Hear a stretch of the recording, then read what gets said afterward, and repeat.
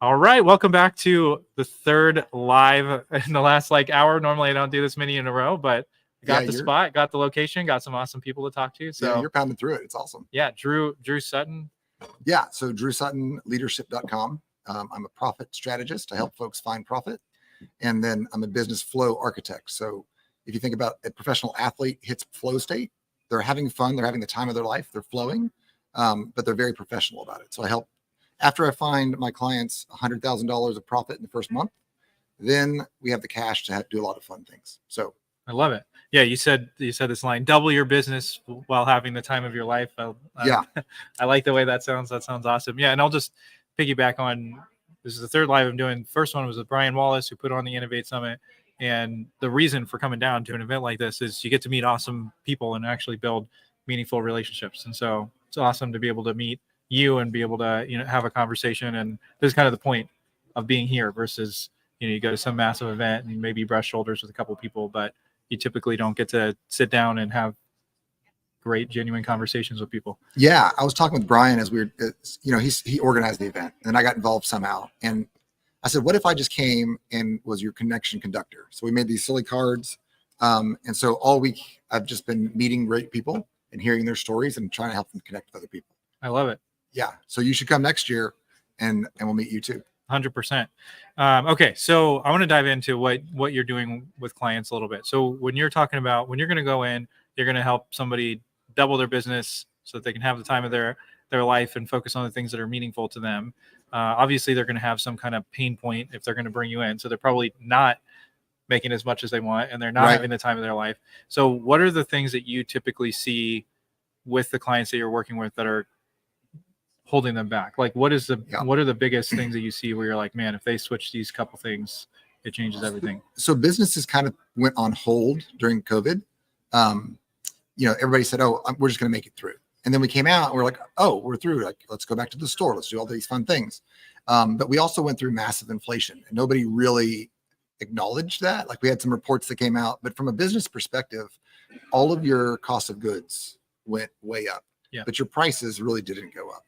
And your workers, of course, healthcare goes up every year, but your workers, all of a sudden their income didn't. Some of us raised our wages, but not to the level of inflation. So now in 2024, folks are like, wait a minute, the bill is coming due. All of our cash reserves are dead. Yep. Everybody's frustrated because emotionally it was such turmoil the last couple of years. So it's like not fun to be in business anymore. Yeah. Right. And if you want to be miserable, you can go work in corporate America. It's a small dig. There's a lot of good stuff in corporate America, but for the small, medium business that said, no, I'm going to go out there and I'm going to build America. And I'm going to be the backbone of America. All right. You find yourself in this you're cash strapped. And so what do you say? If you want to make more money, you got to do more ads. Well, the problem with ads is that ads comes with there's a conversion rate, like it's risk, right? Did I message correctly? I got to spend a lot of time making this thing. So a lot of people just like hit the easy button and put some generic ads out there. They get a very low conversion rate. Yep. So of the little cash you have left, you end up spending it on advertising. So what I do is I want to have fun in life. I worked in corporate America for years. I have a bunch of patents. I was a chief engineer for a big company, which I won't name online here. And so I learned a lot of things about being professional. Professional ball players, they're playing the game that they love, but they're doing it very professionally, right? They're hitting 400 free throws. The disciplines are in there. And the small, medium business community, you get a lot of marketing message and you get a lot of hustle message, but how do you actually optimize and do professionalism? Mm-hmm. And so I come from that heavy corporate background, the professionalism of corporate. And I grew up in a small business family. So I have the practicality of small business. And then I love coaching entrepreneurs, and I've started a couple businesses. So I have that passion. So I'm kind of at the nexus between practicality and passion and professionalism. And so I help. So like one of my favorite clients is somebody that's about 10 people. They've hustled super hard and they realize I can't get to that next level, which generally is like $1 million, $1.5 million. And they want to go, they know they're called to the next level. They want to get to the next level, but then they're looking at 2024. They got no money. Yeah. And if they had money, the people that they don't feel like they can turn it over to their employees quite yet. So I come in the first month or two, we have some strategies that I can find you cash profit, not revenue. Revenue feeds your ego and profit feeds your family. Yeah. Right. Love that. Yeah. Totally agree. I can help you find, there's 12 strategies. I have a book that's coming out on it. There's 12 strategies to increase your profit. So let's get you some cash really quick. And then now that we have some cash, let's talk about how to streamline your business with your current employees and get those meetings that keep popping up and keep tearing you up. So you can't even get to your real work until 8 o'clock, or 6 o'clock at night, 8 o'clock at night. So you're not sleeping, you're stressed out. Something's got to change. There are solutions for that, and I can help you. And then a lot of people are worried, well, if I professionalize my business, we're going to lose our soul. And I feel that. I mean, I was in corporate America. I felt that tension, but I can assure you, I have some very specific things that we do. I can come in for a one-day workshop and we can professionalize without losing your soul. So give me an example of what professionalizing would be. So a lot of people have meetings and they're all ad hoc and they don't have a purpose. So when you're in a corporate world, you have a monthly monthly reporting requirements that are kind of instituted by the finance team and by your management team. And so to get there, you have to do these specific meetings. So I have a 2-week rhythm that I use with my team. And I went from like becoming the problem solution, like the bottleneck, everybody's problems are coming to me. And I was able to teach my team to solve their own problems, but then communicate the impact to me.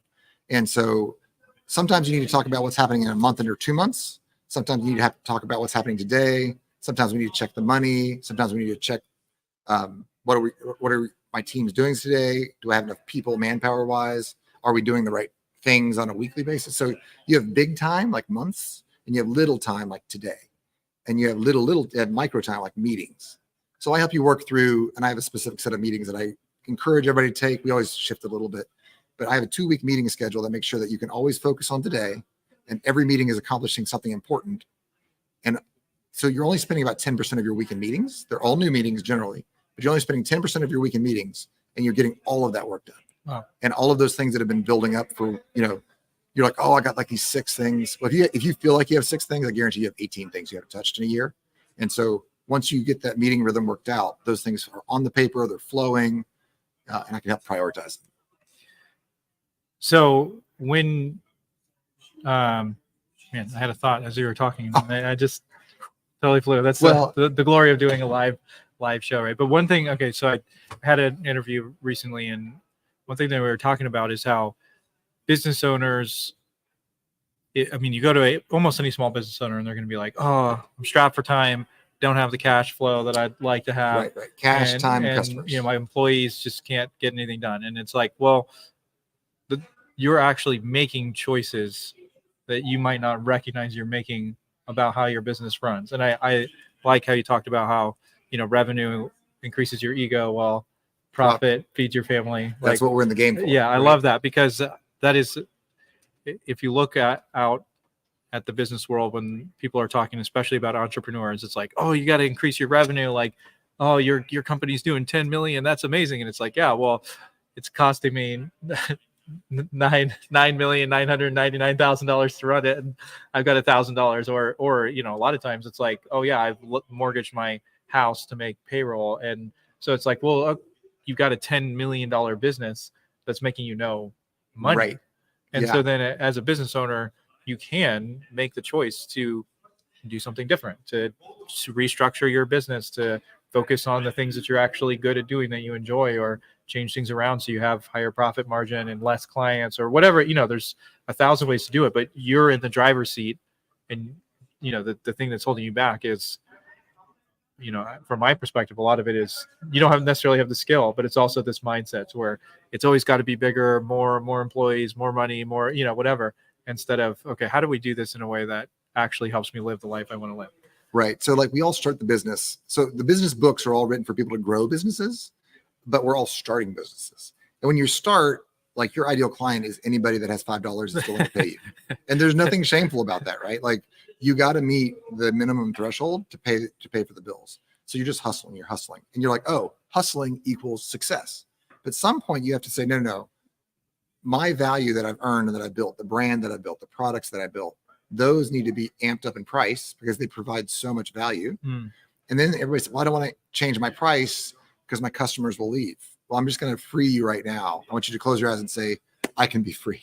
The only people that are going to leave you are the value customers, the price gougers, the tire kickers. Yeah. Right. They're probably not your ideal client anyway. Like you want the guy or the lady that says it's $5,000. It's you. I don't care. Right? Yeah. That's your ideal client. And those exist.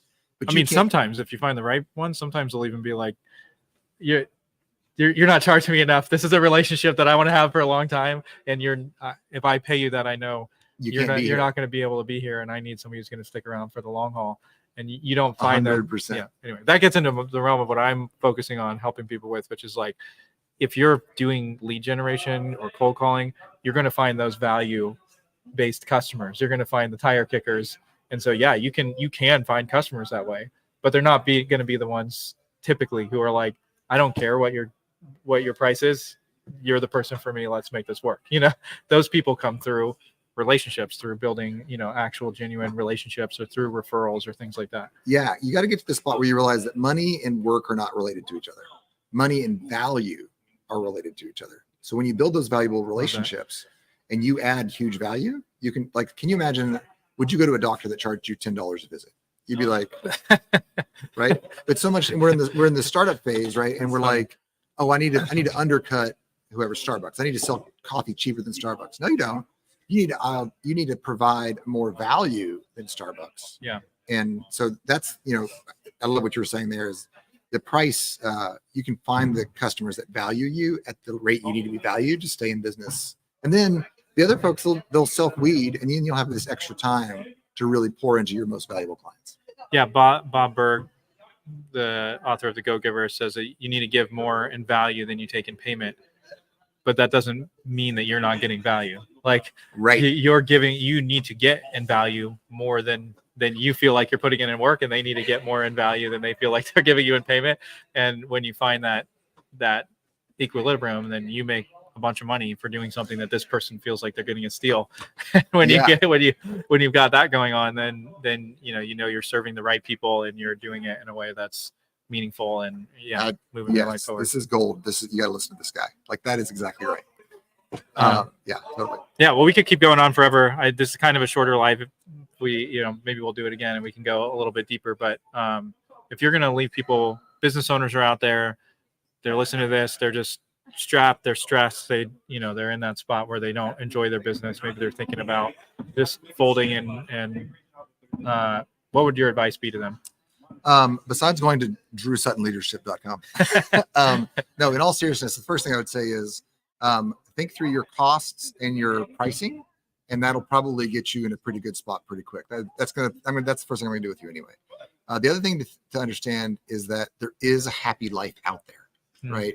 So I know that you're stressed right now, but take a break, reach out to some friends that can help you think through this. Of course, you can reach out to me, but reach out to some friends and understand you can increase your prices. You can be valued what you're worth, and you can make a great living doing great value for people. And it's a super fun life. And this is the only one we got. So go out there and live the life of your dreams. That's what I say. Well, yeah. Can't top that with an outro. So with that, thanks again for joining me, Drew. Really appreciate it. Yeah, man.